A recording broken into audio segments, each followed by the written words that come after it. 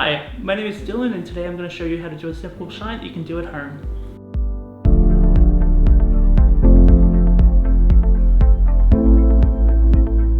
So first step, what I'm going to do is remove the laces. So the reason I took out the laces prevents you from covering your laces in polish, but also with the tongue you get a lot of build-up of dust in between the crevices where the lace holes align with the boot. And it's just a really quick, easy way to make sure that there is no trapped dust underneath your boots. As you see, like these crevices right here, this is where dust, dirt, grass likes to build up. So it's one of the things to always make a note of when you've taken the laces out and you want to give your boots a proper clean. So what I'm going to do for the next step is clear off all the dust off the boot from build up over the last couple of months.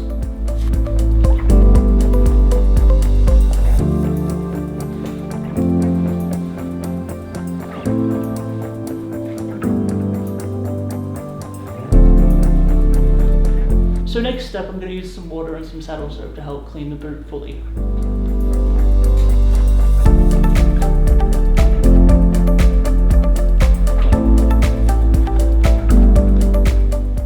Next step, what I'm going to do is I'm going to use some neutral polish and a toothbrush to go along the stitching, to basically clean up the rim of the boot and to also make sure that there isn't any kind of grit in between the stitching. It also will help to ensure that the stitching will stay relatively dry, because build-up of water will inevitably fray and make the stitching look a bit ratty. So the next step of what I'm going to do, I'm going to polish the boot with some black polish.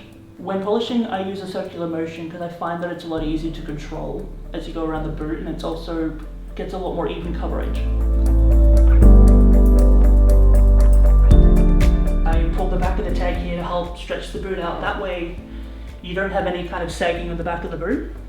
Also, pulling the tag up will also help you have a lot of really tall, like knee-high boots as well, because if they're not actually, someone's not sitting them, they have a tendency to kind of just collapse in the middle. So the next step after polishing is buffing with a brush.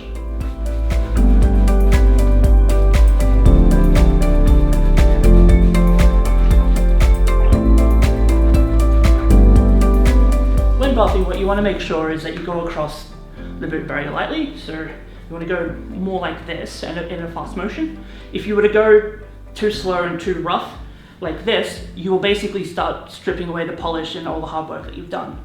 So I know a lot of you will be at home doing this on your own, so how I'm going to show you is how to do a boot just with holding it with your hand. The easiest way is to have your hand like this. That way when you put it through the boot, your hand will basically be right here.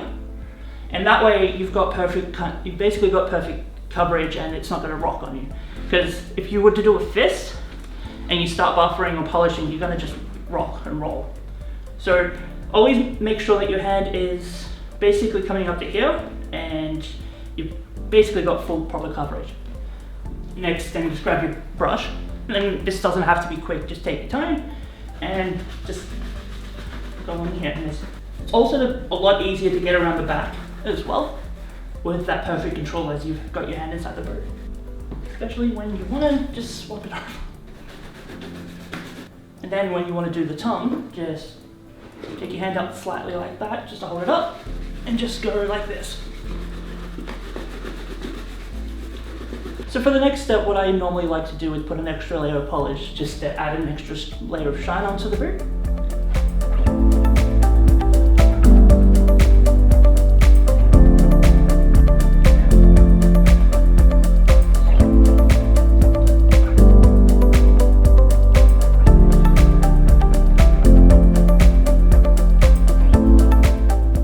Step, I'm going to buff the remaining polish off the boot.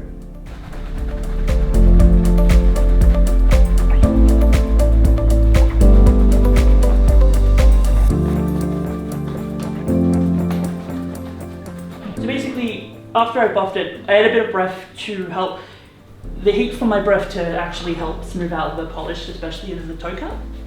So now that we are at the final step, it is to place the laces into your boots. So the first step, what you want to do is put the laces through the first hole at the bottom. Usually by this second or the third lace, I like to pull them tight together to make sure that they are still on an even length. So what I normally find is pull them up, pull it up, and then straight ahead. And as you see, that they are all of an even length. Repeat again after the second and third hole with tightening the laces, and then pull up and double check to make sure that the laces are tight. And as you can see, this side has dropped in length a bit. Now to fix that, all you need to do is take the one that is the longest, pull it back just slightly, and just follow that back down to its lace trail. And that way, when you pull it all the way back, we should be back to being even again.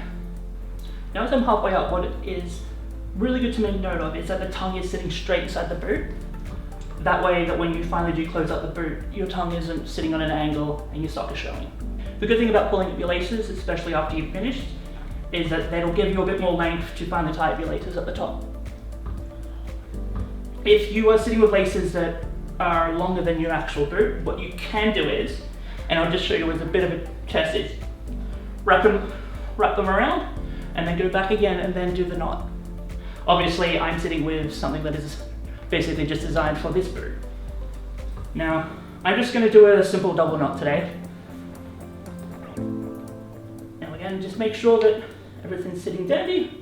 So when lacing up the second boot, just always make sure to mirror what you've done on the first boot. That way everything looks symmetrical.